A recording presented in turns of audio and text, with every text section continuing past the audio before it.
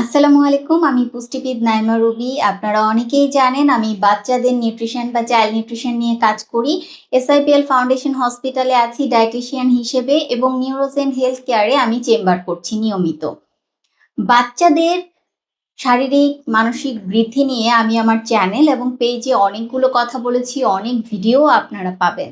আজকে খুব গুরুত্বপূর্ণ একটা টপিক নিয়ে কথা বলবো, সেটি হচ্ছে বাচ্চার রোগ প্রতিরোধ ক্ষমতা। বাচ্চার রোগ প্রতিরোধ ক্ষমতাটা খুব ইম্পর্টেন্ট।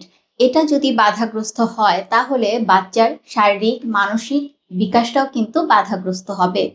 একটা বাচ্চা সে খুবই দুরন্ত থাকবে, হেঁটে চলে হেসে খেলে বেড়াবে, কিন্তু যদি তার রোগ প্রতিরোধ ক্ষমতাটা সুন্দর না থাকে, সঠিক না থাকে, তাহলে কিন্তু দেখবেন আপনার বাচ্চা নেতিয়ে যাচ্ছে এবং ঘন ঘন অসুখ হওয়ার কারণে তার শারীরিক মানসিক বিকাশ বাধাগ্রস্ত হচ্ছে।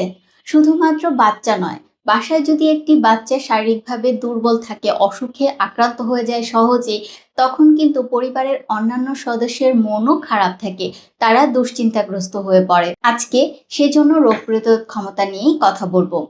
বাচ্চাদের রোগ প্রতিরোধ ক্ষমতা গড়ে ওঠার জন্য অনেক কিছু জিনিসই খেয়াল করতে হবে। প্রথমত, বাচ্চারা যেন সঠিক রোগ প্রতিরোধ ক্ষমতা নিয়ে গড়ে উঠতে পারে, সেই জন্য তাকে পর্যাপ্ত পরিমাণে রোগ প্রতিরোধ ক্ষমতা বৃদ্ধি করে এই ধরনের খাবার দিতে হবে। এই খাবারগুলো বাচ্চার শরীরে ভাইরাস, ব্যাকটেরিয়া, ফাঙ্গাস বা অন্যান্য পরজীবী থেকে রক্ষা করবে।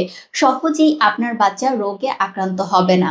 সিজন চেঞ্জের সময় বাচ্চাদের জ্বর, ঠান্ডা, কাশি এগুলো হলেও দেখা যায় কিছু কিছু বাচ্চা সহজেই সেগুলো থেকে রিকভারি করতে পারে, কিছু কিছু বাচ্চা সেটা পারে না। কিছু কিছু বাচ্চা সহজেই আক্রান্ত হয়ে যায়, কিছু কিছু বাচ্চা সহজে আক্রান্ত হয় না। এখানে অবশ্যই কিন্তু গুরুত্বপূর্ণ ভূমিকা পালন করছে রোগ প্রতিরোধ ক্ষমতা বৃদ্ধিকারক যে খাবারগুলো সেগুলো। আমাদের রোগ প্রতিরোধ ক্ষমতা বৃদ্ধি করার জন্য অবশ্যই ভিটামিন এবং মিনারেলসের দিকে জোর দিতে হবে।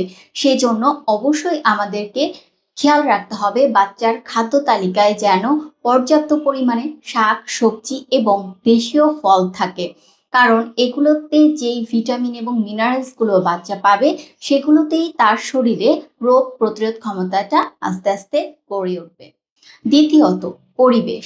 বাচ্চা পর্যাপ্ত পরিমাণে পুষ্টিকর খাবার গ্রহণ করার পরেও যদি পরিবেশটা দূষিত থাকে, কিংবা সে যেই জায়গায় ঘুমাচ্ছে, খাচ্ছে, খেলাধুলা করছে, কিংবা যেই কাজটাই করছে সেটা যদি দূষিত হয়, তাহলে বাচ্চা সহজেই রোগাক্রান্ত হয়ে যাবে এবং ঘন ঘন রোগাক্রান্ত হয়ে যাওয়ার কারণেও কিন্তু রোগ প্রতিরোধ ক্ষমতা আস্তে আস্তে কমতে থাকে। কারণ বাচ্চা যখন রোগাক্রান্ত হয়ে যায় তখন সে কিন্তু আর খাবার গ্রহণ করতে চায় না, তার অরুচি হয়। ৩ নম্বর হচ্ছে, বাচ্চা খাবার গ্রহণ করছে কিন্তু সেটা যদি পরিচ্ছন্ন না থাকে, জীবাণুমুক্ত না থাকে, তাহলে কিন্তু বাচ্চার এই খাবার গ্রহণ করাটা তার শরীরের জন্য উপকার হবে না। এজন্য অবশ্যই আপনাকে খেয়াল করতে হবে আপনার বাচ্চা যেই খাবারটা গ্রহণ করছে সেটা যেন একেবারেই জীবাণুমুক্ত এবং বিশুদ্ধ থাকে। পানি যেটা গ্রহণ করছে সেটা কিন্তু অবশ্যই অবশ্যই বিশুদ্ধ পানি হতে হবে। যেই জায়গা থেকে গ্রহণ করছে, যেই পাত্রে নিয়ে গ্রহণ করছে, এবং যদি খাবার হাত দিয়ে গ্রহণ করে থাকে, হাত পরিষ্কার পরিচ্ছন্ন আছে কিনা সেটা খেয়াল রাখা খুবই গুরুত্বপূর্ণ। এর মাধ্যমে যদি বাচ্চার শরীরে জীবাণু ঢুকে যায়, বাচ্চা কিন্তু সহজেই রোগাক্রান্ত হয়ে যাবে।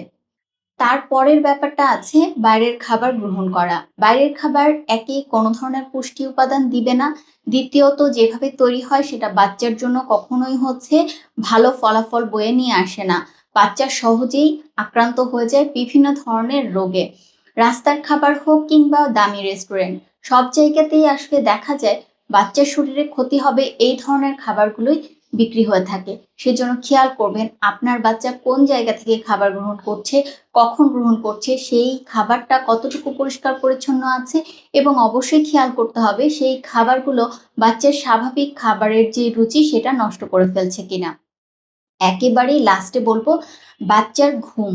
বাচ্চার ঘুমটা অবশ্যই ইম্পর্ট্যান্ট, কারণ যখন আমরা ঘুমিয়ে থাকি তখন আমাদের শরীরের সেলগুলো, বিভিন্ন অর্গানগুলো রেস্ট করে এবং পরে পুরো দমে কাজ করার জন্য কিন্তু এনার্জি পায়। বাচ্চার যদি ঘুম পর্যাপ্ত না হয় তাহলে তার শরীরে সহজেই রোগাক্রান্ত হয়ে যাওয়ার যে ব্যাপারটা সেটা কিন্তু ঘটতে থাকবে। তাই অবশ্যই আজকে যে পয়েন্টগুলো বলেছি সেগুলো খেয়াল করবেন। খেয়াল করে আপনার বাচ্চার উপরে সবগুলো দেখবেন, ধীরে ধীরে অ্যাপ্লাই করার চেষ্টা করবেন। যদি এগুলো মেনে চলেন তাহলে অবশ্যই আপনার বাচ্চা অন্যান্য ৮-১০টা বাচ্চার চেয়ে বেশি রোগ প্রতিরোধ ক্ষমতা নিয়ে বড় হয়ে উঠবে।